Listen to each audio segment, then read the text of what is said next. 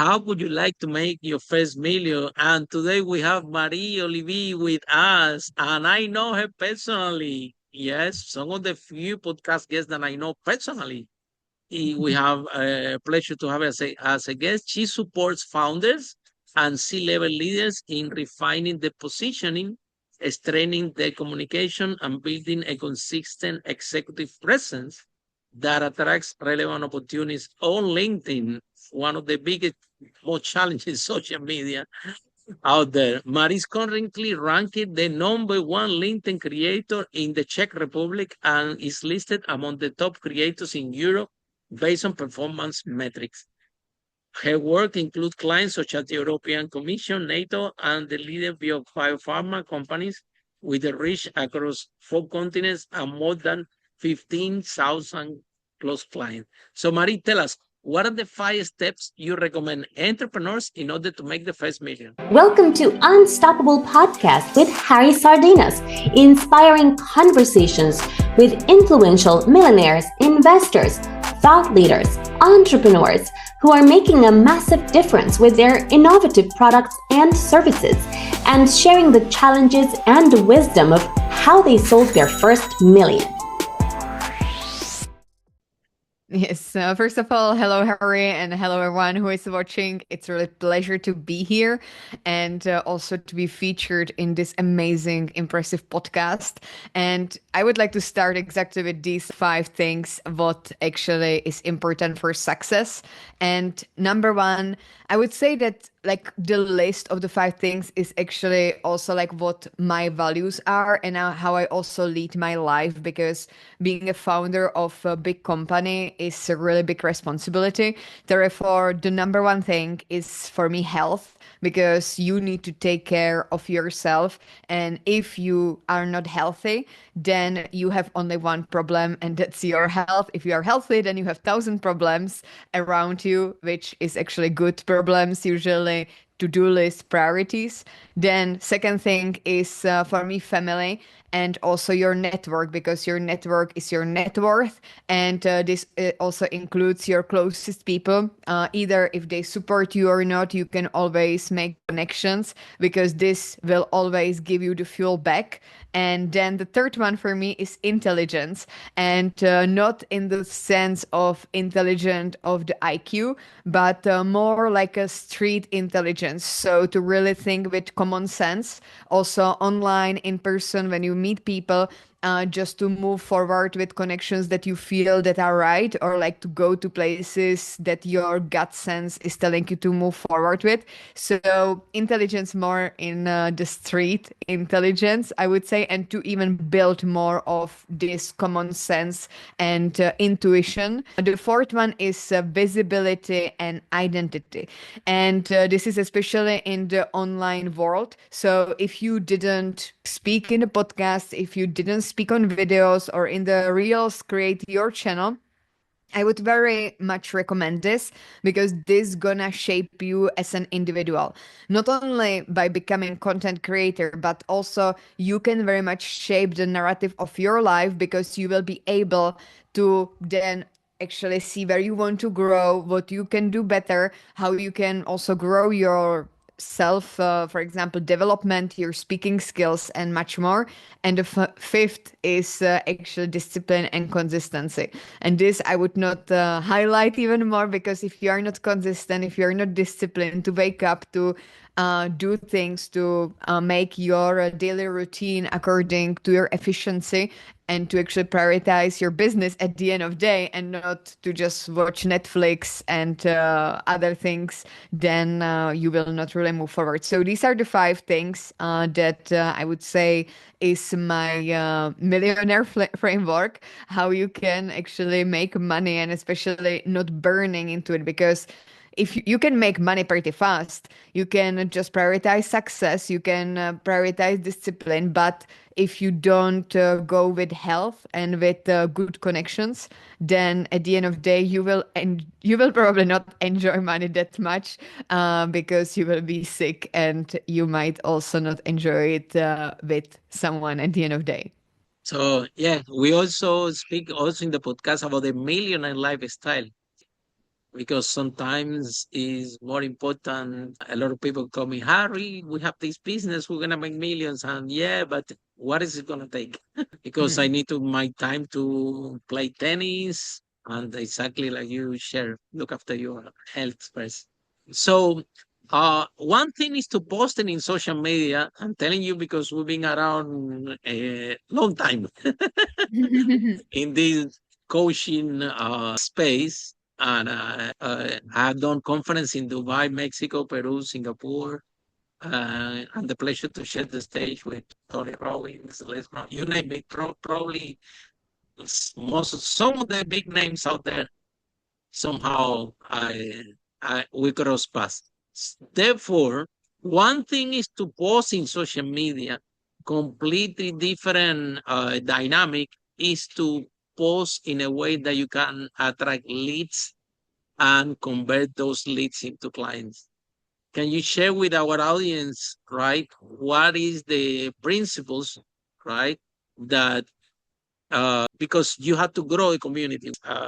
We actually advise this a lot in the podcast. First time founders, they are about product. My product is the best. My product is going to change the world. My product is the best. My product, right?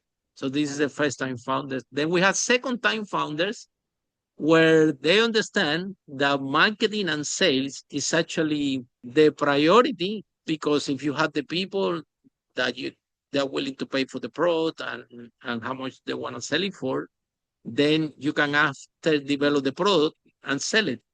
Okay. Now we have the third time founders, which is they do a different dynamic. They grow a community first, then they design the marketing and sales strategy, and then finally they allocate the product to that audience. And this is how they maximize. So tell us, what if the philosophy that you recommend to our listeners, how to build and grow a community in LinkedIn, right, which is what you specialize, and how not only grow the community but also bring and attract leads to it. Yes. So I think that my microphone just decided to not work, but I think that you hear me anyway. Yeah, go ahead. Yeah. When it comes to what to post actually on social media, it's pretty much really about what is currently trending and like how people actually make connection.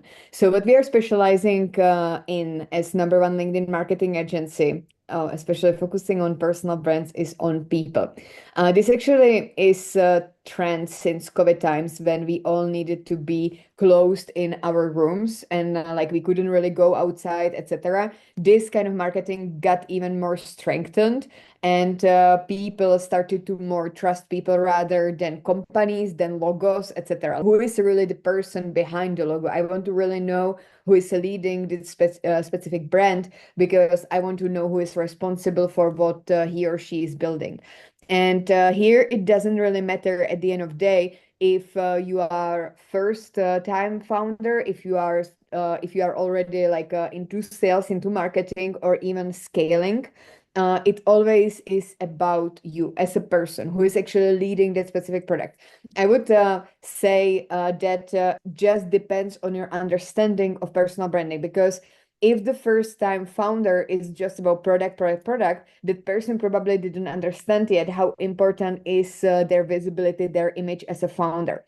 Whereas we can have, for example, founders like Elon Musk. You can see that whatever this person is doing is actually following his trend, which means that people really believe that that person who is leading that company is going to actually scale that company, be it Tesla, SpaceX, being X, former Twitter, and much more. And this is what personal brand actually makes for you. No matter where you are investing, no matter where you actually decide to put your energy and your attention, always the traffic follows you. And this is very important to understand, that with building your personal brand on even LinkedIn or other social media, the evaluation of your company is also rising, because people gonna trust that you have developed this company with this specific trend that you actually kind of promise with your specific brand. And this is also then projecting in the content that you are sharing. What are your values? What actually you are doing? So you should also distinguish between the company and the personal profile or personal brand. So your company is not necessarily your identity of yours. So you might have company, you might have product, but it doesn't mean that it's actually you. I was scaling in the past startups myself. I had startups, and always I didn't feel really inside my shoes with them, because I actually was prioritizing products. I was prioritizing the startups instead of myself. And therefore, I always ran in the loop of actually not having enough traffic. And then I was evolving as a person. So I, for example, launched a startup which was talking about innovation and technology. And then at the end, like after, for example, 1 year, I really liked it. I really enjoyed it, but I wanted to move forward. I wanted to move to biohacking. I wanted to move to lifestyle. And I didn't want to just launch another startup because I just got interested in this, but I wanted to speak about it publicly because I found it so with added value to my listeners that then I actually found solution, and it was the personal brand. Because with personal brand, you can change the topics because people follow you for the personality, who you are. No matter if I'm speaking today about LinkedIn, if I'm speaking today about biohacking or about going into the space, people gonna follow me because they like my personality, they might like my energy. Whereas if they follow a company, they follow it because of that specific topic. The same is for the Elon Musk. Like you would just follow Elon Musk because he's Elon Musk. He's crazy. His personality. He's now trillionaire. But you would not follow SpaceX just because, for example, they would be selling lemonade, right? Like you follow SpaceX because you are interested in space and in the universe. So these are the two different things what you need to understand before actually making content, and what you want to then make as the content on social media. So we usually have the rule of 3 pillars, which is educational, personal/trust, and the third is conversional. So you want to actually speak about conversional, which means your products only in the third one, whereas in the education and then personal, it's about you and your specific topic that you currently run the campaign for. So this is just in a nutshell. So, and then to become an entrepreneur in the first place, you were in the tech startup, out of the 500 millionaires that we interview in this podcast, 100, 1 out of 5 are property millionaires. They are in the real estate, but also 1 out of 5 are in tech. So we have 100 millionaire in tech already have been in this podcast. So why, what do you think that has been the biggest uh, for tech startups founders in order to scale? Because we have we I I'm the one incubator in Miami, and we hang around a lot with the community in London. Most, and a little bit in Miami also, but in London a lot. And again, we have the same problem all the time. Like you have software developer, and they just want to write the code. They want to create this code that's gonna change the world. They don't want to post on social media. They don't want to go out and sell. They just want to be writing code. And because that's what they want, they keep writing and writing and writing, and then forget about MVP. The M, it's named minimum viable product anymore. It's a big elephant. And after they develop this big thing, they are looking for funding in order to sell it. And they don't even, it's a big elephant. How can you sell this? So you don't even in a small. So what's your message for tech founders? You've been on the space in order to get exactly, we talk about pro market fit. You Because we have a huge challenge with them with that. Do your LinkedIn profile? Can you follow? You will have some credibility because they are That's the other thing. They create this big software and they say, my software is amazing, but no one believe me. No one believe me. Nobody believe me. That's one. Well, you don't want to beat that credibility, therefore nobody believes you. So, and then you cannot go there asking for, I don't know, $1 million funding or raising funding if you don't have the credibility. So what do you think that in terms of that, what advice do you have for the tech founders? Yes, this is a very common question that usually actually tech founders, they come to me crying because there is rabbit hole in terms of the tech founders because they usually get an idea. They have these like pink glasses. They, for example, invest time, energy, and money into the startup development. Startup development in the tech can from, for example, 2 months thanks to the AI up to 2 years, depending on how complex the idea is. But right now it's kind of smaller and smaller. In the traditional space, like for example, where I was, it was usually on 2 years, especially because I'm coming from IT engineering degree. So like we were really hard coding that time. So it was longer. Now it even is sometimes in matter of weeks rather than months. But what usually happens in the tech field is that the founders are usually tech oriented, very CTO, very tech oriented. They have certain amount of investments. They put the money inside the SaaS, inside the software. They develop it, and they expect that from day number one, actually people gonna be buying their product because it's software. They can like sell it all globally. They believe in it. They might be saying, yeah, other people don't believe in me, etc. And this is usually the issue of visibility and marketing because tech profiles usually don't understand the power of marketing. So if people don't know about you, then why they should actually buy your specific product? And there is usually missing that part that they invest in the software during the time of development, but they don't invest in marketing because the marketing needs to go with you. And people love so much to follow a journey of development. It's not usually founders, and especially I see it with male founders, not really female, but male founders, sometimes especially young male founders who are ego oriented. They want, yeah, now I will close myself into the dark room and I will get out within like 2 years, like completely transformed, and then I will show everybody how successful I am on social media. But it doesn't work like this because this is not where the connection is created with people. People don't want to just see you with Ferrari, like driving in Dubai and things like this. People want to see the real transformation, the real person behind the screen, who you really are, how you actually created this specific success so that they can trust you and they can actually follow you in order to become the similar person like you are. And usually tech founders don't include the budget for marketing during the development time. Then they expect that the product gets sold within hours or days, which doesn't happen. And then usually they just put it under the table. Like, yeah, I don't want to continue in this. People are not really interested, even though they believed in the idea for so long. But the only thing that is missing at the end of the day is the marketing.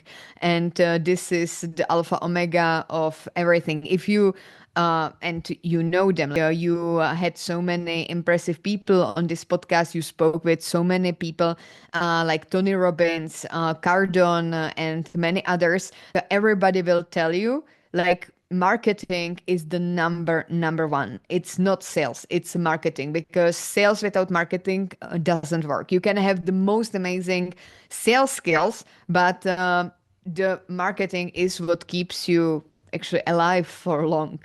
So most of the tech entrepreneurs, millionaires that we have interviewed in this podcast, over 100 of them, we find out that I thought that all of them are going to be software developers, and we find out that more than 60-70% of them, they have a strong background in marketing and sales. And what they did is they knew about the product, they designed the marketing and sales strategy that were out there. They asked the people how much they're willing to pay for the product. And if they are willing to buy it and they create a community, and then they hire some software developer to create the software, and that's how they Mm. become a tech multimillionaires. But the interesting thing is that the tech millionaires that come to the podcast, they spend the whole time, same like you have a software development background, and they spend the whole podcast talking about marketing, sales. Harry, this is how I find my first client. This is the campaign. This is how I pivoted. This is what I did. And I'm like, wow, you guys don't sound to me like software developers. You spend the whole podcast talking about marketing and sales. So to all the tech entrepreneurs out there, right? The It's a marketing and sales exercise to get to the first million, to get to your product market fit. Not only in tech, in any product out there, right? So you set your first million, and you have an indicator of product market fit. Well, you know that your product is selling, and maybe you can put more effort and pivot the product and see what your clients want. And then maybe you can reduce your marketing and say cost. Maybe I will never advise you that ever in anything, but at the beginning, that's your priority, because out of the 500 millionaires we interview, Marie, no one yet had come, Harry, guess what? I designed a product like this and I become a multimillionaire. No one had came with this story yet. Everybody said, well, I designed the product. Then I asked to the people, I change it, I pivot, I change it, I change it. All of us that we have been in business, we know that this is how it works. You have to constantly improving the product, and is your client to actually refine your final products, not even you, right? The other day, a friend would ask me, well, Harvey, I'm gonna do this and I'm gonna do this. I'm gonna do this in my product. I said, look, don't do any of this. Ask your clients if they want it and if they're willing to pay. You don't do things. You don't think. You ask the client, no, but I think that my product. No, you don't think, because you're not buying your product. They're buying it. You need to ask them. Right? So very it's challenging. So Marie, but then the software. This is a question to you also. You decide to become a software developer because software developers, they are introverted. They like to be alone with the computer, right? And they don't want to be disturbed. And this is where it goes with that personality. So I understand was a challenge. However, if you are in marketing, if you are in sales, it's totally different. You need to be out there talking to strangers, speaking on podcasts, speaking on stages.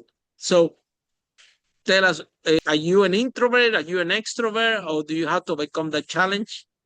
Do you really want to be alone with I'm your computer all the time? This is what you love, or what are the things that you have done in order to do that transformation?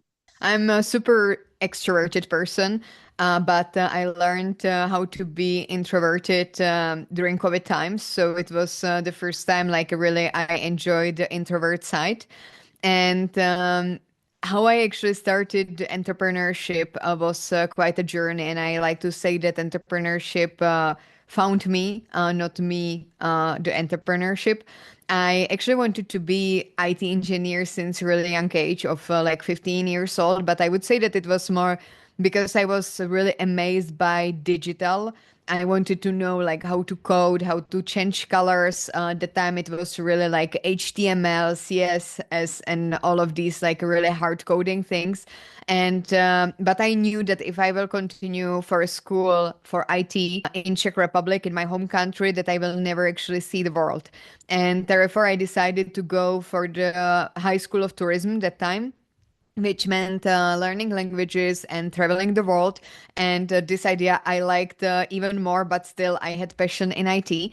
And then actually I decided to do also international relations, diplomacy. I also was in some political spheres. I worked at the Embassy of the Czech Republic, in European institutions, etc.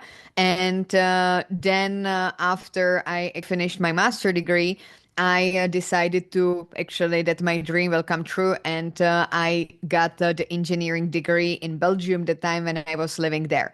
And it was I actually finish the engineering degree. And what actually happened was that I ended up unemployed that time. For 6 months, it was the worst time in my life. It was 6 years ago. And I have to say that I would never wish anybody to go through this period, because I was in Belgium without my family, without my friends. I was there alone looking for a job on the job market, very highly skilled. I worked in many like different spheres and with many different degrees. It was really like hard time for me, and also even like for my ego to some extent. And I was never a person who would really just sit on the chair and chase employers or chase someone. This is not my energy. And therefore, I decided to make a marketing campaign about my own skills. Because I was like, okay, how can I actually attract people and employers to actually want me rather than me sending emails and long messages to them? And therefore, I decided to do marketing campaign about what I can do, about my skills, what I have done, and where I have been, how I traveled the world. And I targeted specific employers. So it was European Commission, European institutions, and I chose my main channel to be LinkedIn that time. And I also coded my own website, and I have targeted them on LinkedIn, like commenting, really writing them, and rather like a really like community kind of base, so that I will be appearing on their feed.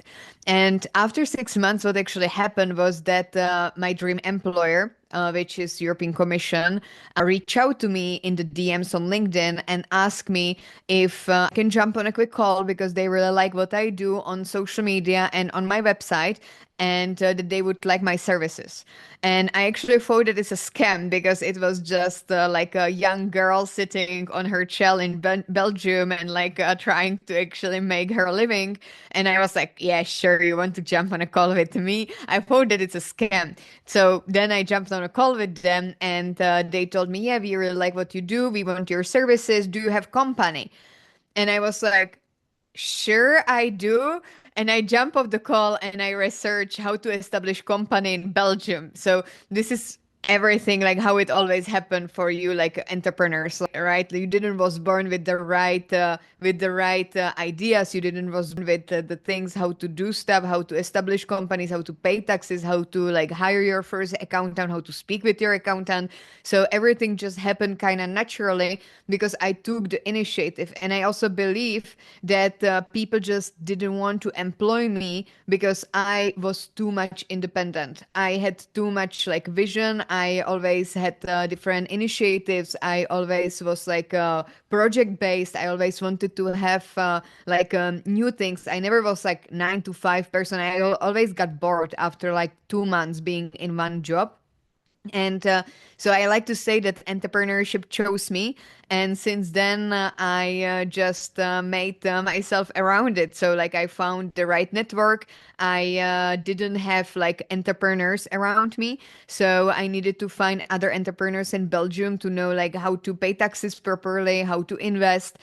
Therefore, I established a network which was called Brussels Business Network for actually business owners in Belgium. And we were every week, we were gathering in some cafes, and I was asking them questions just because like I had the initiative. I established the network and the entrepreneurs started to come to me. So it's always like creating the opportunities, because a lot of people, I believe, they think that they stagnate on one place, that just opportunities should come to them and that they are not lucky enough. But at the end of the day, the luck is created. It's about searching around you what you can do that these people that you are looking for can come to you, and that you give them the right signal to actually attract these opportunities, that you are worth it. So this is just a quick intro into my entrepreneurship journey. Good, great, great. We can talk a lot about, because you see that most entrepreneurs that you find out that they become entrepreneurs by accident. Yeah. Even me, my first company was 20 years ago. I used to have long hair like you. So I remember that this is what what happened. It was that I was in London, and then I'm working in a pub. right? Because I arrived there to London, I didn't, my English, it was no good. I'm still working on the case, and I teach public speaking. I teach public speaking all over the world, and still I'm working on my English, what implies that, you see, how you speak and how you pronounce have nothing to do with the skill set that you can train entrepreneurs out there. So, but then when I went to London, when it comes the bills, I take in my salary, and 60%, 60 is the rent. I'm like, wow. They were paying me 5.25 per hour. So imagine I'm working hours, Monday to Sunday, and then when every time that the check comes, the rent, phew, take most of the money. So I said, well, if I need to get rid of this overhead, because otherwise this is not gonna work. So my first business was like this. I rent the house, and then we were renting the room separate. Yeah, and I'm sleeping in the living room. At least I'm not paying rent. and and then we took another one and another one and another one. We managed to sell over 5 million. Actually, my clients, they used to be from all over Europe. Uh, they come to London. They need a room. They call landing services. So then I open an English school. So they come in for room, but they also need English school, and they also need how to find jobs. So we little by little was asking them what they want, and they need an English school. So we create an English school for them, and so on. I an English school without speaking English. Probably the only person that doesn't know how to speak English that own an English school is me. Anyway, the whole point is that sometimes, most of the times, this is how you start in the entrepreneurship, right? You solve a problem for yourself, and then you try to solve for others. And all of a sudden, we are like, oh, I'm in business. And, for me, I didn't knew what even marketing means. I think I find out, because I have many entrepreneurs around me. I find out what marketing means, I think, like 4 years down the line. We was posting the rooms in a way that called Gumtree, and I knew that we need to take nice photos, and I knew that I had to write something nice, and we had to do this, and this is how we were renting the rooms. That actually we post an ad there, and we have a queue of people. People love it. So, which is another sign of product market fit. With very little advertising, and then after 4 years, I realized that this thing that I was doing in Gumtree, which is the website in London that back then we post this, that was my marketing strategy. I didn't even know that. So we just jump into it, and go. Now, let's talk about ego, because you mentioned a couple of times. And there is one thing, okay? We all have ego, otherwise we won't be entrepreneurs, because we think that we can do better, okay? However, I have this issue. My company, at the beginning, I started to, I'm going to my company, and the big deal here, everybody needs to do what I say, and I was tired. I was so exhausted, and everybody had to run through me. And I remember all the tenants, have like 128 tenants. They all want to speak with me, because they want to bring a friend, they want to, the mom, and they knew that there was someone that, because Harry, like this with Harry, that would be sold. And they were saying, look, 3 a.m. I speak with you, 4 a.m. I'm thinking, these people, they're not going to let me sleep. There are too many. When I sleep, they all want to speak with me. So, and then change this, and then I started to my manager, Eva, say, Eva, from now you Harry. Everybody want to speak with me. They talk to you. You tell them whatever you want. It's fine. Don't even tell me. And when I start to surrender that ego and think that the business was not actually about me, it was about the team, about them. I remember one day I arrived to the office, and Eva sent me home. I said, Harry, go home. I said, what? Yeah, go home, travel the world, do whatever you want. We got this company. We can run it and grow it without you. Just stay at home. I'm like, yeah, and who's going to buy the paper for the photocopy? And Eva told me, we can get our paper for the photocopy. Don't worry about it. So, to the point that I was doing everything, and everything needs to run through me, and I'm the big deal, but I'm so exhausted, so angry and tired, on to the point that you turn your team into leaders, So now they feel that the company belongs to them, and you become obsolete in your own company. Yeah, I remember only one problem I had to solve every month. She coming with the same problem all the time. Okay, and when I solve this problem, the company make 2 million. But I only have one problem to solve. Every month she was telling me we had this problem and this problem. We had this problem, but only one problem I had to deal with that after got solved. And the problem was very easy. They were looking for more single rooms, everybody in London. I want single room. Of course you want single. I was telling my manager, of course you want single room. Because number one are the cheapest one. And number two, every time that you do a house, the single rooms are for the kids, so maximum one or two. So the single room are the cheapest, and also it's a scarcity. So of course, you always have a huge demand for single room. That's what I was telling Eva and Eva next month. I need more single rooms. I said, I already told you, I cannot invent single rooms. The houses are there. Then next month, I need more single rooms. So one day she came and said, listen, this is what we're gonna do. We're gonna cut the living rooms in half. Now you have to single room and you can live in people. And only by do this, by cutting the big rooms in half in small singles, the company make like extra 2 million just with the same assets. So tell me then, Marie, when it comes to ego, because it's something that we need to deal with, okay? Building your team, right? How you manage that ego that we all have as entrepreneur, right? And how you build leadership into the team. Yes. So with entrepreneurship comes big responsibility, right? It's like actually having a baby or having also a family, that you are not actually alone.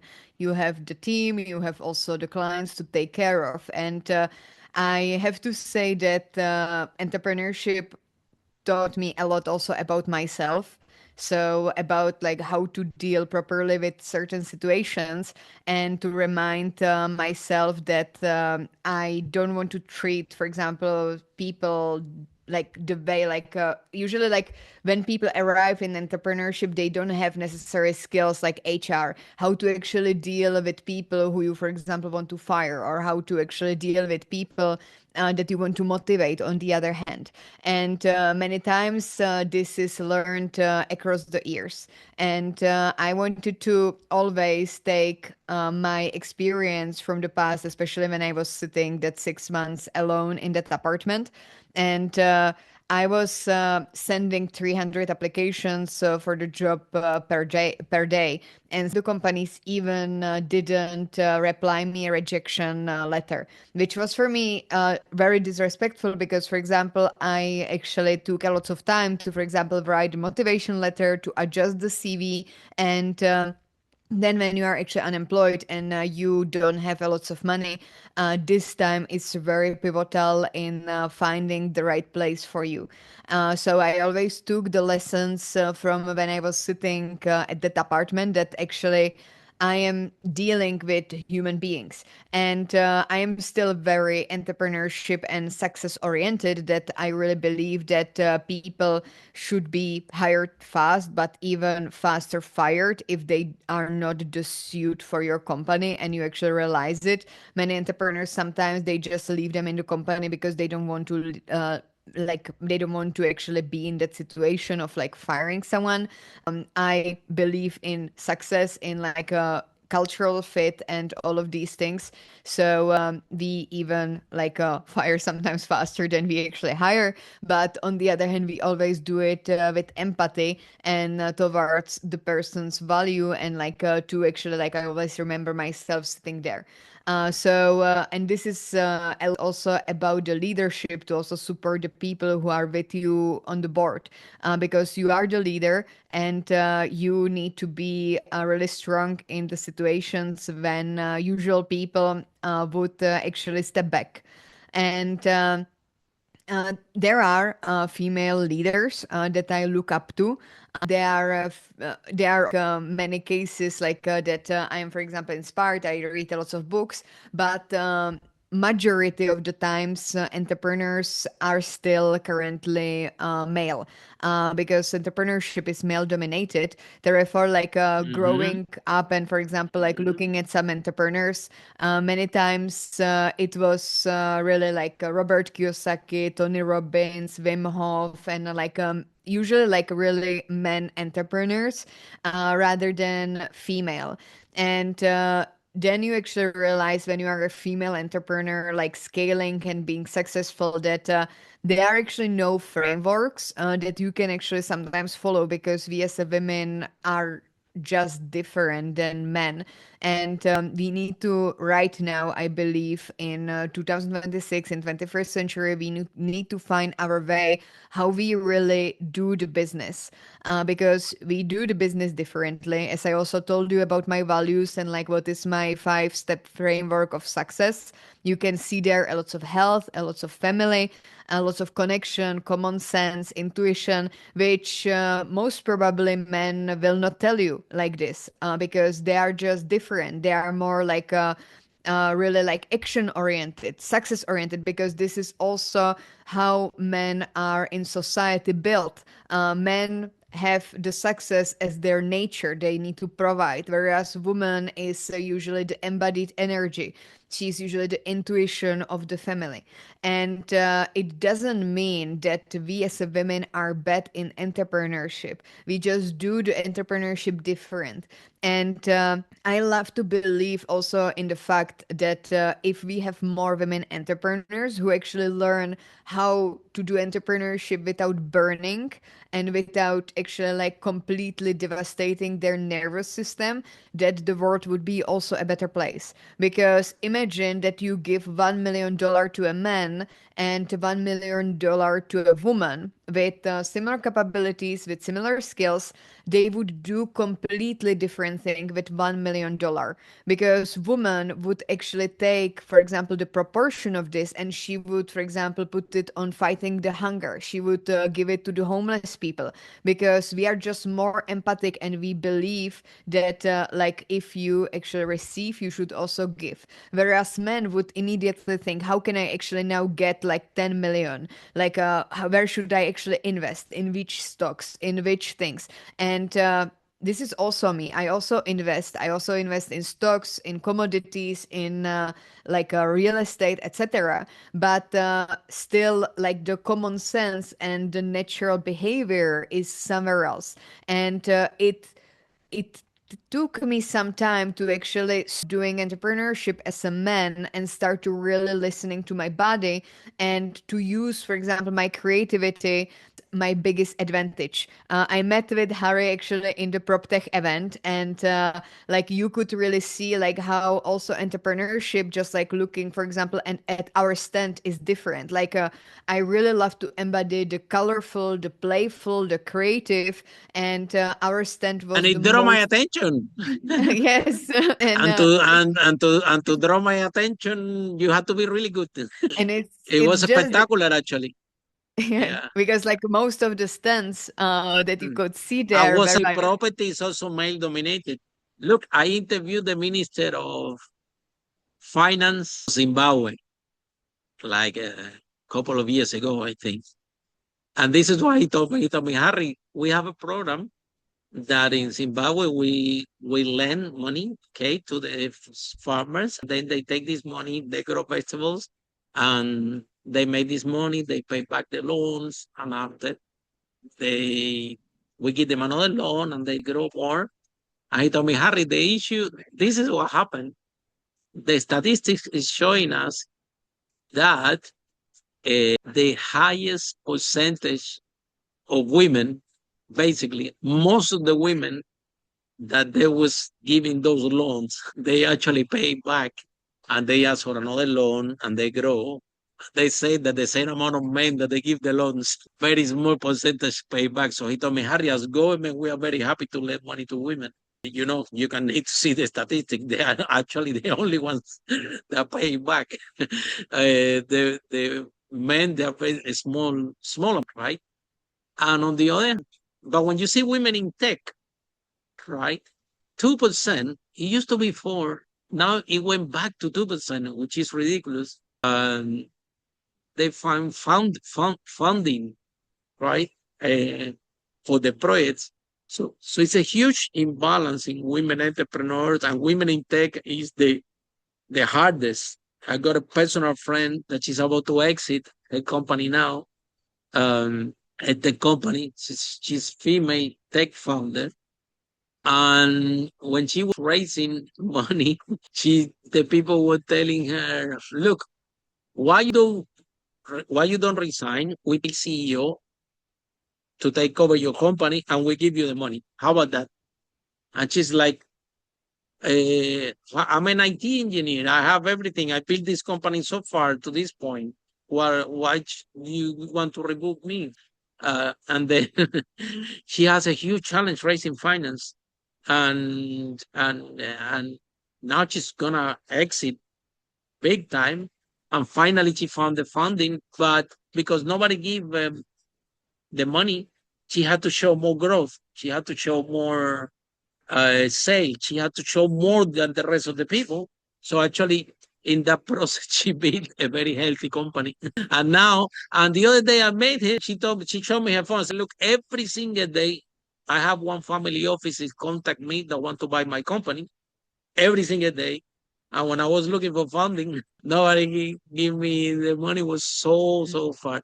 So we have a challenge in two areas: funding for females, right? And in this podcast, we talk about social responsibility. We talk about more than 50% of my clients that I train all over the world about Pauline speaking, they're actually females, right? I don't know how come I attracting them. I think they feel comfortable. We create purpose framework because the speaking also is male dominated space. So we create with the speakers and leaders a framework that women feel comfortable. They and actually in our workshops we also always have always more women than men, right? So but for the idea that we put there. So what do you think that can be done better in order to improve the big problem that we have with women in tech? And you actually start as a women in tech, right? Mhm. And also what can we do with the funding, okay, because it's a big not only women in tech, we see some issues also women in business. It's harder to find funding that men. And like Mhm. I already told you the story, what they actually will take care of the money. I think that the big VC fund, they're missing out a lot. If you lend to women, you have like more chance that money back. I mean, because they take less risk, right? They operate different. I think that in the same way that make your money back and profit, I think that women are capable enough to take care of your money also, right? It's improving with, like I said, with the farmers in Zimbabwe, right? Women farmers in Zimbabwe. So, what do you think that can be done? Yeah. So currently we are in the middle of the change because until, for example, 1970s, even women couldn't have bank account. So we don't have our rights for really long, and it means that currently we are in the middle of the change, which is causing the biggest constraint in the society. Meaning, like, if the woman is actually successful, she is independent, she doesn't want to have family. The same was, for example, also for my mom. So, like, when my mom, for example, signed for the bank account, it was the sign of independence. So her parents was actually thinking that she will not want to have a family just because she had bank account. You can imagine right now how silly this is, right? That all of the women who have bank accounts nowadays would not want to have a children. And the same is also in entrepreneurship, it's in the tech field. And you have also many researches being done that are not independent. Meaning that there are researches, for example, done by banks, by different organizations, corporations, just because of some marketing reasons. So they make some research which is actually kind of biased, and they say that actually women, for example, should not be that much independent because then it creates that they divorce, etc., and they have this kind of backup by data that they found not really like complete, and it's not made by independent institutions. And these researches doesn't make really good in our society, especially when it comes to the decision making about allocation of the funds. That being said, usually these researches are saying that actually having a woman founder in the tech company, it's not good for a business. However, it's not good for business. It's like I would tell you that beating your wife at home is not good for a business of family. And this is just because actually you would not beat your wife because it's just not right. It's just not the right thing to do. You would not beat her because she's your wife. You are creating family with her. You like that human being. And the same is also when it comes to founding.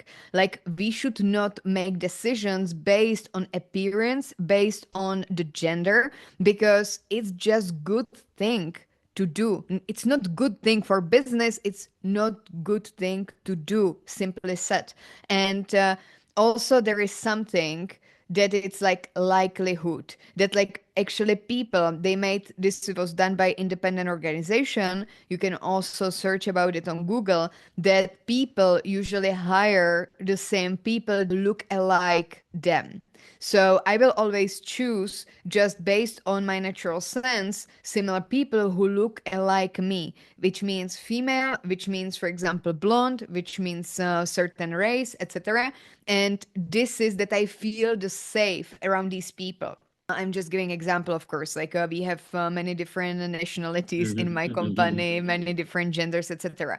But based on research, usually people who are not aware of this, people do decisions like this. And you can imagine that if women even couldn't have bank accounts until 1970s, then like how many men are actually in entrepreneurship and in decision making fields. Therefore, men are doing decisions at the end of day, and they usually, if they are not aware of this alikeness, that they're actually choosing the people who are alike, not necessarily based on their capabilities, then there is this loop, and it's finally slowly changing, even though we can see that we are going sometimes backwards, but that's completely fine because of the change. And this is also why I'm always saying we need women like feminists. We need people who are a bit extreme because they are pushing these boundaries so much. And I am actually advocate for female rights.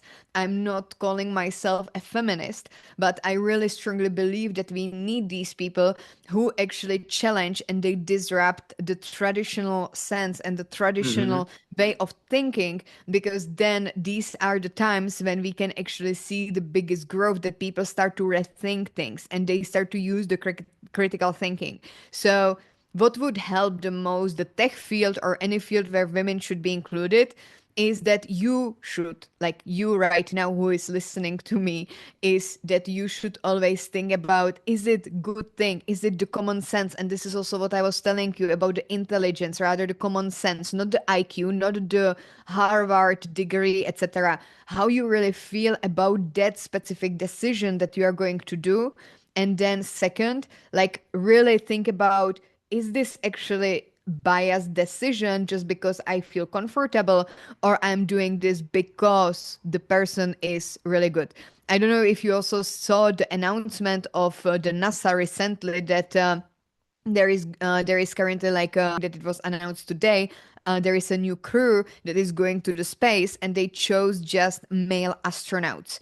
That being said, like this is like a really Wow. like a this is Mhm, like really not good thing, because there was recently a female astronaut who actually like saved the whole mission, that she actually was able to fix the toilet in the universe. And like there is like big there is a big boulevard currently, like yeah, do you really believe that you don't need like capable female astronaut with you? Do you really feel safe like traveling actually to universe without a female astronaut, just like a crew full of male astronauts? So yeah, this is the thing that I would say to Mhm. this. But also for business, right? And this happened to me. I remember when I started my first business, right? Maybe exactly this. I didn't have any clue about it, but my first employees, they were all females and they were amazing. I remember that starting the company, right? When there is a problem, the females, when there is a problem, they tell you straight away. Men sometimes we are like, yeah, yeah, it's okay, but they don't tell you exactly what happened. For me, with the guests was different. My managers would tell me, Harry, look at this, fix it, solve it. And when the guests are telling me again and again and again, I knew there was a problem. I knew that they were very assertive, which is something helped me a lot. And actually, probably that's the main reason we are a big advocate for women in business is because, like, they literally send me home. Literally, my operational manager Maria, that was amazing. Eva, my sales team, Alexandra. I remember that I tell you 20 years, Miriam, 20 years ago, and still I remember them because I'm like with the girls, how you do that? How you rent the room so fast? They were renting it faster with more money. I'm like, teach me how you for me, it's taking me way longer. And they also have a sense. On the other hand, I went on the holiday and one of the males, they stole not only 4,000 pounds from me, it was way more money because he started to rent the rooms, one room, and took like 9 deposits. 1 month deposit, 1 month rent, 9 times, and then he run away. And which is for a startup, it's really, really painful, right?